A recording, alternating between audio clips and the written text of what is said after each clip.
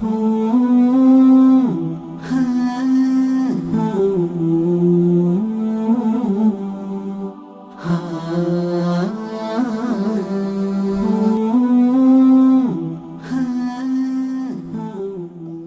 آله وصحبه المستكملين الشرف. بردوام دبين لشرح كرني كتابي لباب التحرير في أصول التفسير. جيش بنا فصل بينزم قواعد التفسير والترجيح. جيش بنا المبحث الأول قواعد التفسير. الفصل الخامس قواعد التفسير والترجيح. المبحث الأول قواعد التفسير. القاعدة: الأمر الكلي الذي ينطبق على جزئيات كثيرة مثل كل أنثى ولود. نعم حسبك. بناسي قاعدة سيقوت من قاعدة يعني قانون. قاعدة سي الأمر الكلي اشتكي جزجيرة الذي ينطبق على جزئيات كثيرة. اشتكي جزجيرة ك يعني دادا بستسر سن باشا شي ورد اگر بيكينوه كردي يعني قاعدة أمر شي عامة سنشتشي بتسوق لبنا وقاعدة خربته وشي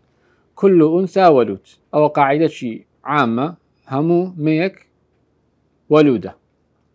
بلام ذكري أو قاعدة عندك زار خرمي تدابتن أو خرمشكا مثلا أو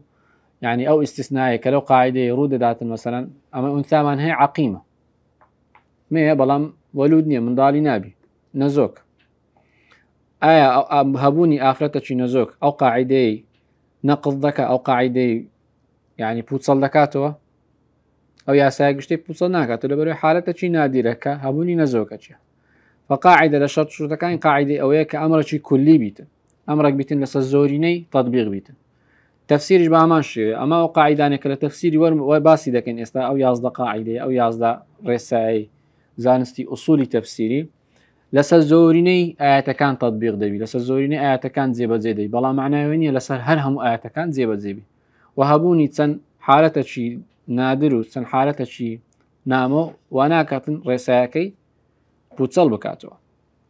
او وكو قاعدة بالشوازة شي عام ازا قواعد فقهي ماني اما مصنفات ماني لقواعد فقهي قواعد ماني لعلوم حديثي مثلا لعلم جرح تعديلي مثلا لعلم ضبطي لعلم قراءاتي استاوي كاولو ديخينين قواعد التفسير كبيناسي كرديا. فقواعد التفسير هي الأحكام والضوابط الأغلبية التي يتوصل بها إلى معرفة معاني القرآن الكريم معرفة صحيحة. حسبك. قواعد التفسير سي شرطي هي يكم شرط دبي أو قاعدة استقرائي بي استقرائي واتا أما هادبين تماشي همو آيات كان مان كردي بيتن كو قاعدة لسري تطبيق دبي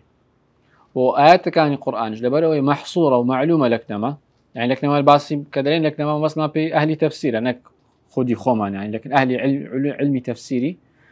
لبروي آيات كان محصورة أوان دبي تماشي همو آيات كان بكن أو ذا قاعدة كيدر بينا فيقل شرط كان أو دبي استقراء بكن أقل استقراء كان ناقص بيتن قاعدة كان من يادنا ندري فهو ستيب يكم خطوة يكم دبيتن استقراء بخطوة دوم دبي قاعدة كرير كان دري الأحكام والضوابط الأغلبية دبي أغلبي بيتن أغلبي قلت مان لكات التطبيق كنوي أو آياتي دبي لسر زوريني هر زوري زيب الزيبيتن أجر لسر كميني زيب الزيبي بينا قلت قاعدة وشرط سيم تتعلق ببيان المعنى أو قاعدة كما دايدنين بيوندي با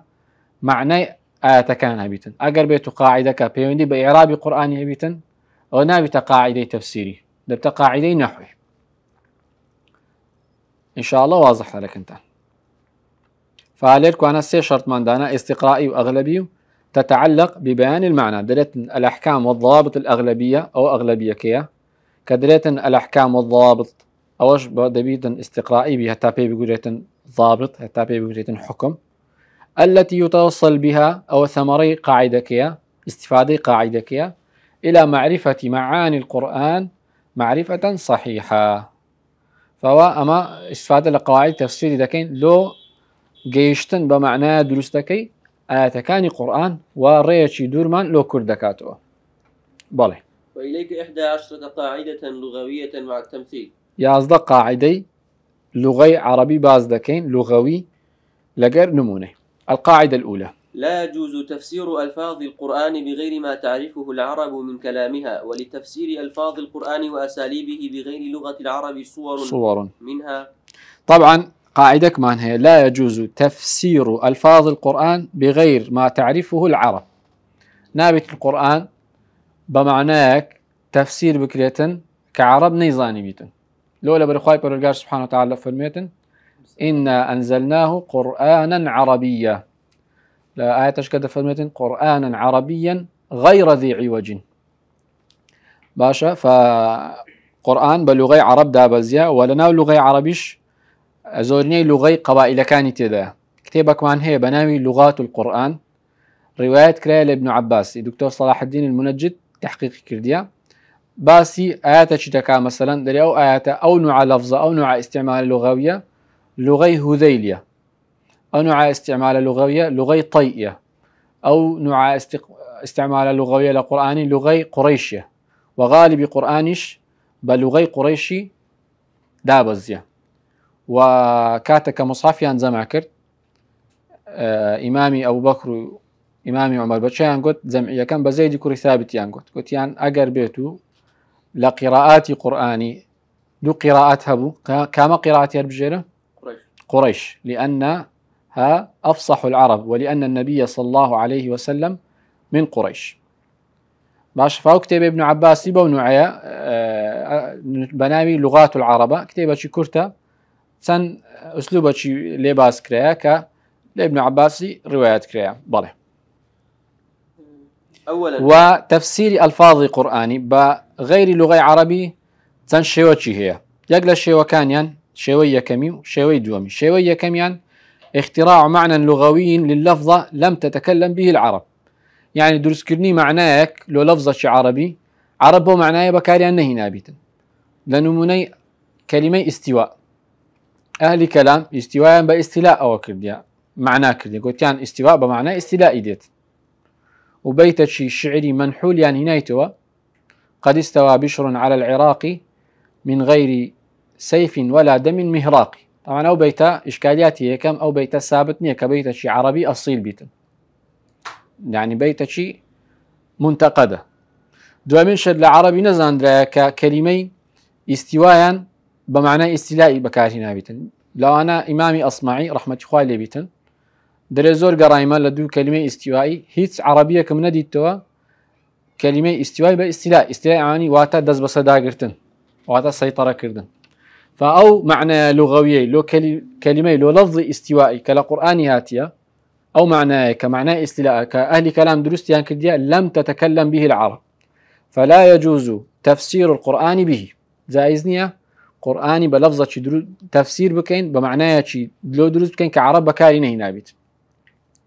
دبي أقدر من ووشته طبعا تايبت أو نمنا ما ينأتو كنمنا شي زور واضحة كلقوله عز وجل الرحمن على العرش استوى. باشا هو باسي ولا أنا عقد يكيناكين كاستلاء يعني تسن إشكاليات عقدي من لو درسك لو درسك كمان درس عقيدين وناتينا ناو تفاصيل والله ما بس ما نتسين بس ما ندويك معناه استلاء عرب بكاري نهينا عرب نيزانية أجر بيستان بكلمة معناه استلاء بي هذه أكثر كلمة استلاء يا بكارينا فأو معناه شيء حادثة باش استقراري لغوي. وطبعا أوشتا لا سردمي خوش منزور يعني أو عربية كمثلا بيدنا عربي فصحى استا جاوز لقر أو عربية كقرآن بيداوزيه أو عربي استا زور معناه هي معناه اصطلاحية لقالي تكربوا لا درس كان رابط إنه منك ما هنا كلمة مثلا بسيط لك ما اشتكي قصكوك بيدرين بسيط أما لأصل لغة عربي بسيط يعني اشتك كفراوان بي كمبسط بيت. كلمة مثلا نكتة لكن عربي ما نكتة يعني اشتك بك زيجي سر سلمان وبيكنين لأصل خوي نكتة لبابته شيء غريب دقوتي بابته شيء مستملح بابته كفائدة بيت يعني دقمن بيت. فمعناي دقمن لشيء معناي فكاهة وبيكنين لشيء فأو مصطلحاني أو معنى اصطلاحاني كاستاد رزبنا كريتن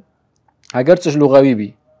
سلا صوري دوم باز دكين كاقربيتو مصطلحك علمي بيتن والله عرب بكاريني لزماني خوي أبيش برناجيت نمناش لسدين إن شاء الله بەڵام لێ بکانە باسی ئەوەی دەکەن ئەگەر ئیستلاحکە لغەی عەرەبی ئێستا قسەی پێ بکات بە ناوی عەرەبی فوسحا کە هیچ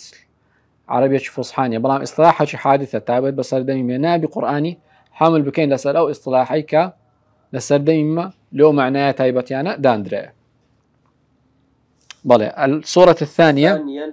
حمل ألفاظ القرآن أو أساليبه على مصطلحات غريبة عن مصطلحاته أو لغته. أو لكن عن مصطلحاته لقر أو لغته رشكن مصطلحاتك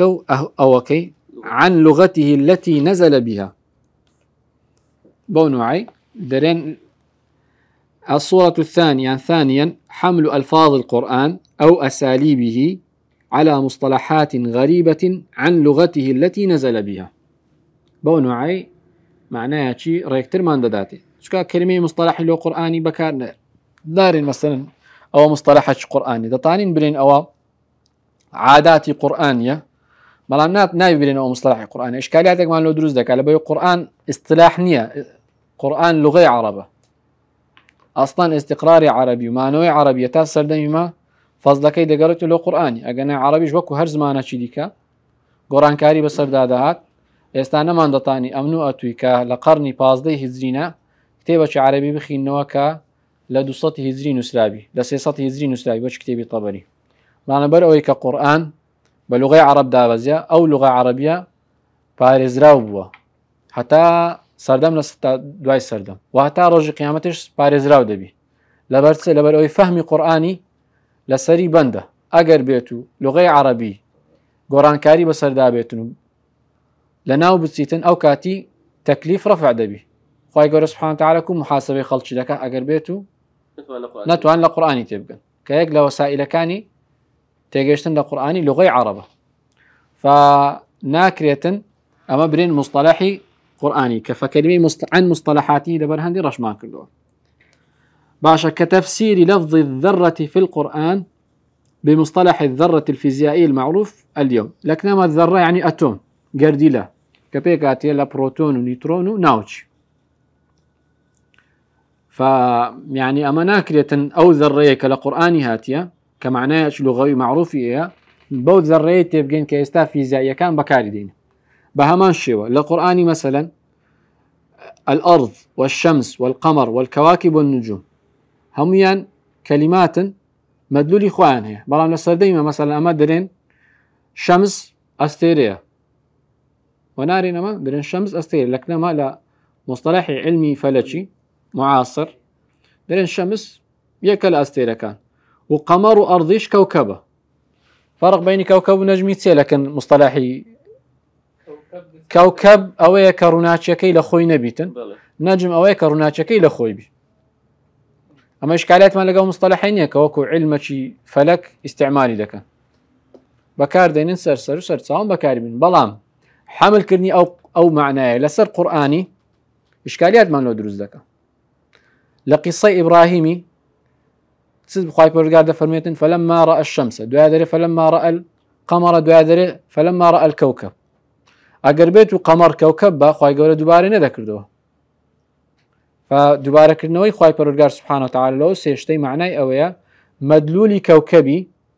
جاوز لقى مدلولي قمري يعني للسورة آياتك بيغمر يوسف ده فرميتن إني رأيت 11 كوكبا والشمس والقمر رأيتهم لي ساجدين أجر قمر كوكبا بيغمر يوسف ده يقول إني رأيت 12 كوكبا والشمس لي ساجدا أجر قمر باصطلاحه فيزيائية كي اللي بدينه فما يعني اصطلاحه فلكية كي اللي بدينه عفوا فما إشكاليات ما لقى مصطلحه كيني وكو علمي فلك وكو علمي كوزمولوجي إشكاليات ما نيان لخوان بكاري دينين بلام حمل كرديني معناه قرآني لسه مصطلحي حادث إشكالياتي تفسيري ما لو دروز ذكا بله.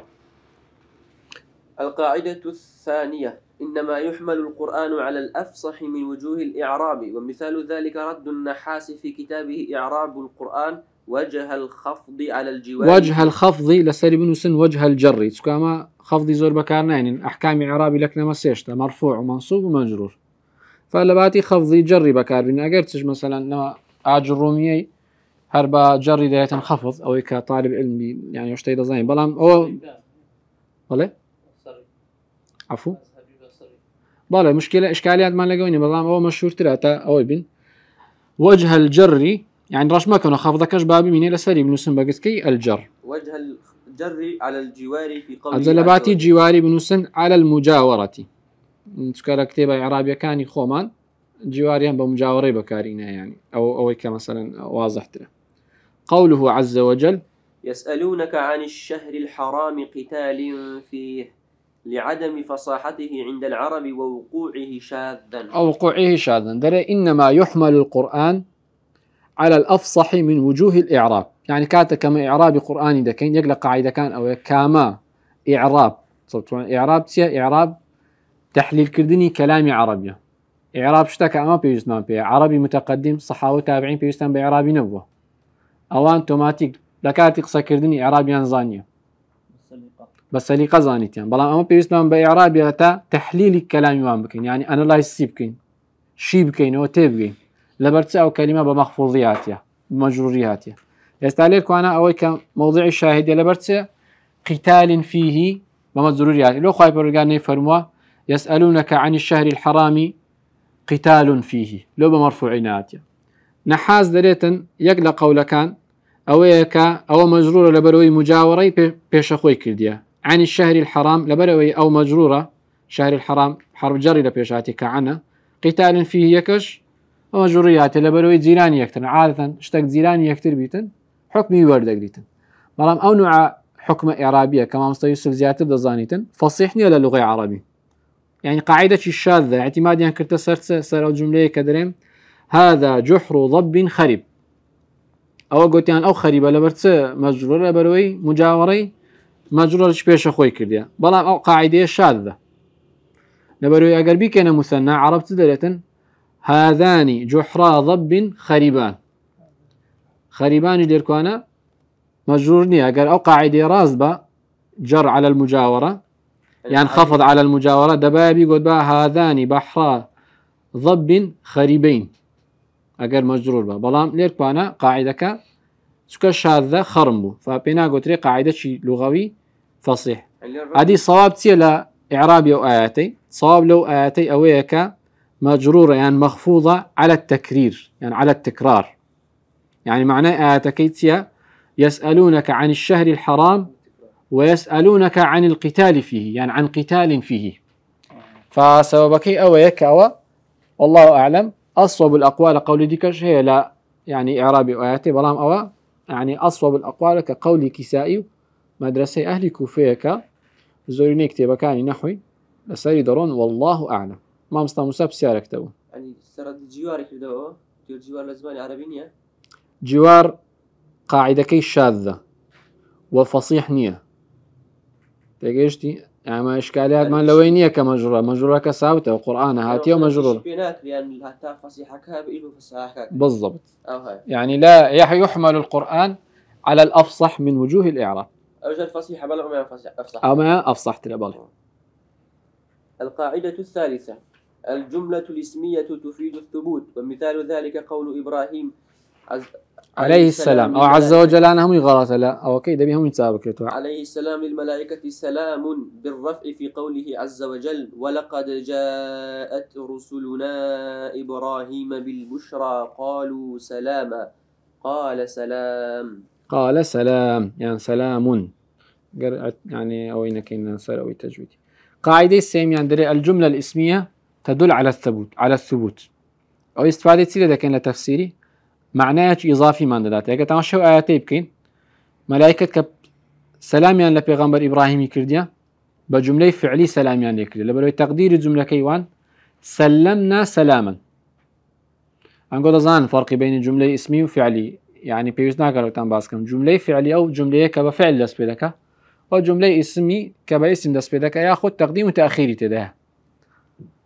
فجملة اسمي ليركو أنا تقديري قول ملائكي سلمنا سلاما يعني بفعل دست بكرديا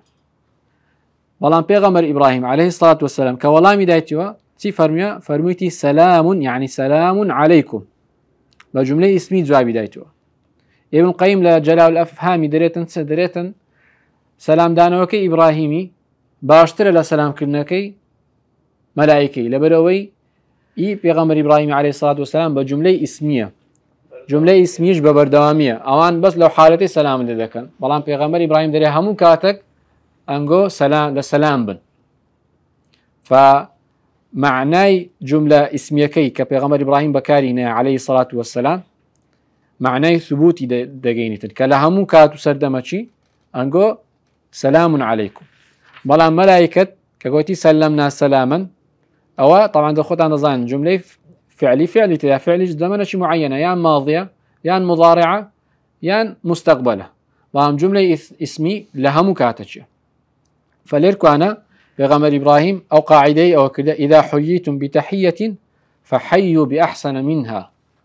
فتحية إبراهيم عليه الصلاة والسلام أحسن من تحية الملائكة بس زانمان أو اشتبوا قاعدة زانمان كو قاعدة شيء نحوية بلام لا علمي تفسيرش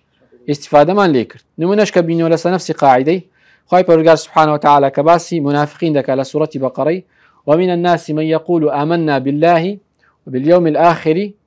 وما هم بمؤمنين باشا أوان قوتيتيان بتصد باسي خوان كرديا منافق كان آمنا بفعل بجملة فعلي بفعل ماضي أما لا رابردو دا إيمان من هنايا بخوا بروجي دواي خايب ورقال سبحانه وتعالى كولا مدينوا دايتا وما هم بمؤمنين بجملة اسمي زواي بدينوا أقا بجملة فعلي بعد بعد صفر مبا وما هم آمنوا يعني يؤمنون أو مضارع أو من ماضية مطابقي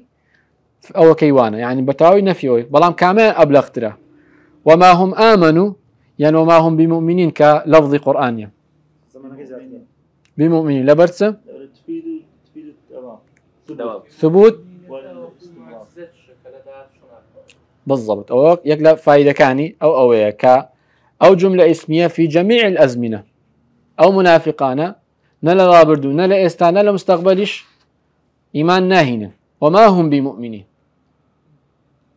أو أبلغ ترى لويكا بل والله أوام داتو كلا رابردو دا إيمانيا بل أوان إستاش إيمانيا نبري أنا يخادعون الله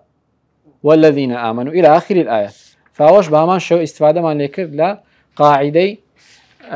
الجملة الاسمية تدل على الثبوت إبراهيم دفرنا أو ملائكة كان في دفرنا قال جلسنا كن لأن قرار جلسنا كن في غمر رحمة الله وبركاته عليكم أهل البيت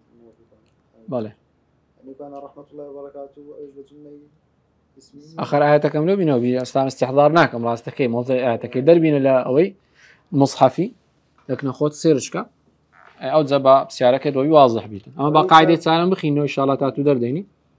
القاعدة الرابعة الجملة الفعلية تفيد الحدوث والتجدد ومثال ذلك إضافة اسم الزمان إلى الجملة الفعلية دون المصدر في قوله عز وجل وإذ بوأنا لإبراهيم مكان البيت. طبعا الجملة الفعلية لخصائص جملة فعلية لغة عربية تدل على الحدوث والتجدد. حدوث يعني كاتي فعلك لو دياري دكا أو زيان ماضية يان مضارعة كإستيان مستقبلة. باشا ليركو أنا نمونة شينيتوا وإذ بوأنا لإبراهيم مكان البيت تقدير آياتيتسيا واذكر إذ بوأنا لإبراهيم مكان البيت فأو ليركو أنا استفادك ماكر كخواي برقار سبحانه وتعالى كباز دكا وكوي تعظيمي أو شتيبك كخواي برقار سبحانه وتعالى شوينكي لو إبراهيم دياري كريتا أو توقع لسنفوسي ما قوربيتن بجملة فعلي باسي كرديا وده زاني حدثك إستارو يديه يعني باس اشتكت له ناكاتن كماضي بيتنو مثلا حسبوي بكي كمثلا دور بيلت اسلوبي قراني او هاليك تعظيم اشتكي دكاتن كود لبكا اتو بدباتنا حدثك ونفسي نمونه مثلا لسنفسي نسقي واذ قال ربك للملائكه اني جاعل في الارض خليفه واذ قال يعني واذكر حين قال ربك للملائكه باس او كاتيك كخواي برغار سبحانه وتعالى وهاي بملائكتي فرموه كواد تفيد الحدوث والتجدد. بله القاعدة الخامسة مجيء الأمر المستقبل بصيغة الفعل الماضي لإفادة تحقق الوقوع ومثال ذلك التعبير بالماضي عن يوم القيامة في قوله عز وجل أتى أمر الله فلا تستعجلوا. بله قاعدة بين زمان مجيء الأمر المستقبل يعني اشتكى لا دهاتو دارو دابلان خواي برقا سبحانه وتعالى قرآني بفعل ماضي تعبيري لذكا استعراج قيامتي هاتية أنها هاتية ناتية وعملوا لك آياتك إذا فرميتن أتى فعل ماضية، أتى فعل ماضي خو قيامة شنهاتي أو عند الدنيا كردين وكو دلالة أو كتحقق الوقوع للكون دلالة لإفادة التحقق الوقوع. شيخ محمد الأمين الشنقيطي العلامة لأضواء البيان إذا فرميتن در عبر بصيغة الماضي تنزيلا لتحقق الوقوع منزلة الوقوع يوضع ذلك اشتكى الرداء وأو أسلوب القرآن زورة ونفخ في الصور فصعق من في السماوات اشتافوج نكره بلام أو بفعل ماضي هاتين مبني للمجهولة ونفخ فصعق من في السماوات يعني وضع صورتك وابشان داك اشتكى تواو هاتيو يعني رويدا واد آيات كان دخين وقع آيات كان لسرت ولا فصاحة بلاغة القرآن أويك اشتكى ودا زاني رويدا تصوير حالتك اللو ذكا كلمستقبل رده ما عقب الصيغة مستقبلي باسي كلا وسينفخ في الصور وسيصعق من في السماوات حسب بدورية شي ذكر أنا هو التعبيري عندك لكتب كاني أسبقين بونوعية لبروي تحريف تذاكرها الفاظ كان بألفاظ وحي دانا بزيه يعني با بريزيرف نكرها دسكاري كرها أو اشتغلت دقة التوراة أسفار كاني أنبياء بيشخو ممدين زور صيغة مستقبل أو نظام لا هو كاركي لس أسبابكي لويه ككرايتو عربي بونوعي دسكاري كرها أنا خودي نصا عبرية كان نصا آرامية كإشكاليات تذا بعض شيء ولا قرآني بأمثلة ونادى أصحاب الجنة أصحاب النار أن وجدنا ما وعدنا ربنا حقا فهل وجدتم ما وعد ربكم حقا أبردني فأوش تماشابكن ونادى أصحاب الجنة أصحاب النار وفعل ماضياته ويشتاشتكش لنا بلا موتسيا عبر بصيغة الماضي لإفادة تحقق الوقوع أتابد باتناو حدثكي يعني أتوضى زين بيجت واشتكت له تصوير دكا أهلي باشته بانجي أهلي آقري دكا وأهلي آقريش بانجي أهلي باش لك ونادى أصحاب النار أصحاب الجنة أن أفيضوا علينا من الماء فتماشادك ودل ذكا آياتكان دوباره ودل ذكاتو إيمان لا ضلي زندي بكاتو ودل ذكا بدباتنا آياتك نوع حدثك عفوا. القاعدة السادسة ما أبهم في القرآن فلا فائدة في المعنى تترتب على ذكره. فمثال مبهمات قرآني أو مبأشتاني كقرآن مبهمي كرديا طبعا قاعدة شيخ اسلام تيمية رحمة الله عليه له مقدمة في أصول التفسير باسي كرديا مثلا إبهام نوع الشجرة التي أكل منها آدم وحواء هل هي شجرة التين؟ هل هي شجرة العنب؟ هل يفيدنا معرفة ذلك؟ لا يفيدنا مع العلم أن هنالك خلاف بين المفسرين اعتمادا منهم على الأخبار الإسرائيلية فاختلافهم سببه الاختلاف بين بني إسرائيل في تحديد نوع الشجرة وهكذا مثلا لا آياتك أو سورة كهفي نظاني أو كلبي سورة كهفي نايم يتسبوه يعني رنجي يتسبوه يعني دارك بيغمبر موسى عليه الصلاة والسلام لا تسنو عدارة شبوه فأو يعني بالي عددك أو زنا عددك أو إني ابن عباس دلت أنا أعلم بهم لولا بري خايب رجال سبحانه وتعالى دو قولي باس كرديا تضعيفي كرديا لفرميتنا رجما بالغيب بلان قولي سيمي كنقل كرديا سكت عنه دل على أنه هو الصواب أو الأقرب إلى الصواب. ما يعلم إلا قليل. هذا كان قدر بين النساء واضح ده بك قولي كم دون خايب رجال سبحانه وتعالى كان نقلي كرديا ويقولون أوندا لا كما كده اسمه لا بداية دس بك رحمة أي أو درين سي قولك يا درين سي سالميان كالبكيتيان ويقولون 5 رجما بالغيب أخوي قولك كذا فمين رجما بالغيب تضعيفي أو قولي كتو كدرين سي سالميان كالبكية يعني درين بينزا 5 سادس كلبهم هردو قول خاي قولي فمين رجما بالغيب بلان قولي باشوي ويقولون 7 وثامنهم كلبهم دعاء قل ربي أعلم بعدتهم تضعيف كرديا تضعيفنا كذا فابن عباس يعني لفقه ابن عباس لو ورد بيني ابن عباس دريتا أو قول أقرب للصواب لما يقول خايب سبحانه وتعالى نيفر مباشر رجبا بالغيب تضعيفنا كرديا أو خلاف ما نسوينيه ما يعلمهم إلا قليل يعني نيفر ما يعلمهم أي أحد كو يعني كان قشت الاتفاق لقيت اتفاق لقام لا قولك اي تناقم ناظم بس يا كذا ما قليل يعني او السيم كسي نازن كما كان النبي بالضبط او كمشتيا ابن عباس دريم لو قليليما ابن عباس رحمه رضا رحمه خالد دريم لو قليليما تاق سكيتا بالله فهو قاعده ششمه مبهمات قراني فائدين لزانين حكم بي متعلق نيه. القاعدة السابعة حذف المتعلق المعمول فيه يفيد تعميم المعنى المناسب له، ومثال ذلك حذف المتعلق في مثل قوله عز وجل لعلكم تتقون. يعني القرآن أوش تزور لا خاصة لسر آياتك لعلكم تتقون لعلكم تعقلون لعلكم تذكرون أو متعلق كي باس نكره يعني نقول لعلكم تتقون ماذا؟ يعم أتال يعم هتاشتك جيربي تتقون كل شيء تتقون سدرة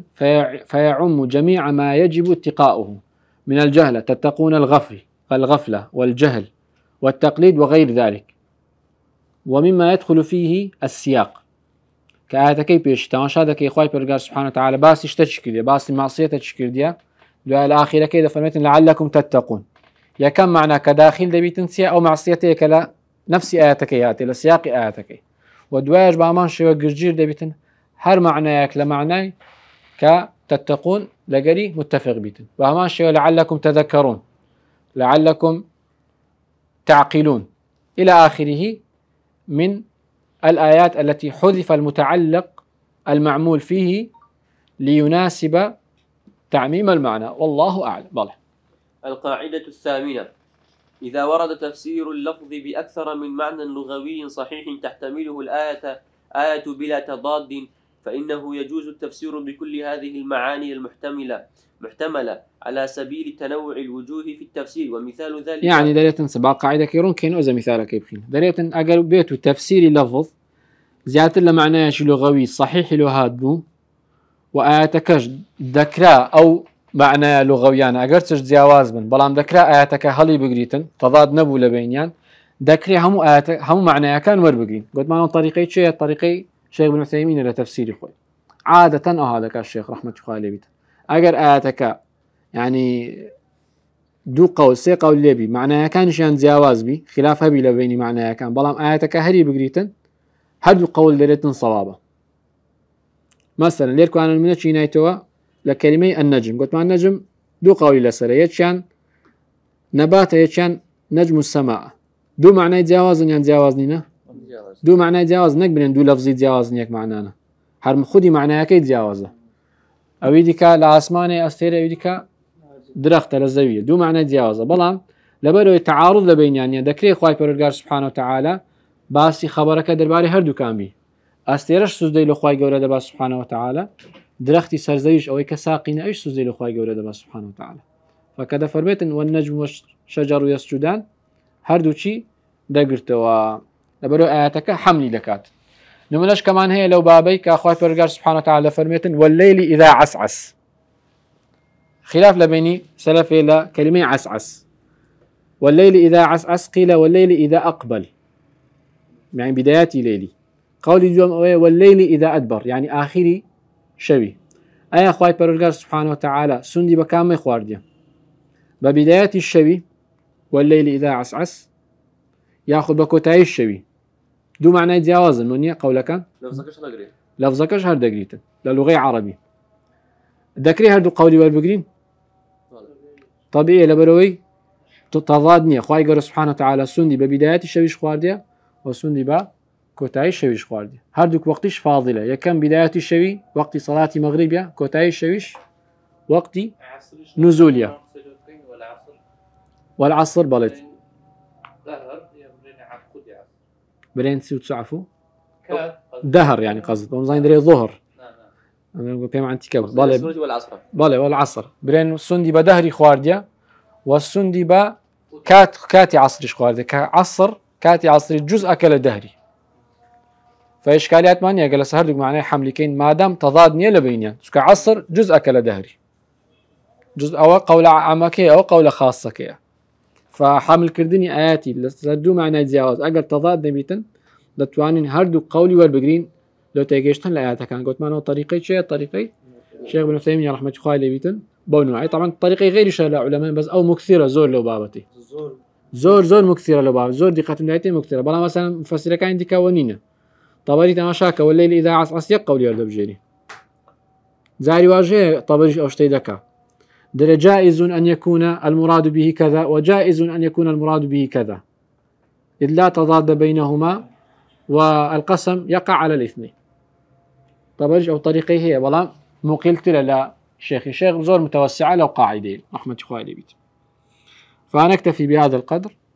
لوقت الصلاة وصلى الله على نبينا محمد وعلى آله وصحبه وسلم.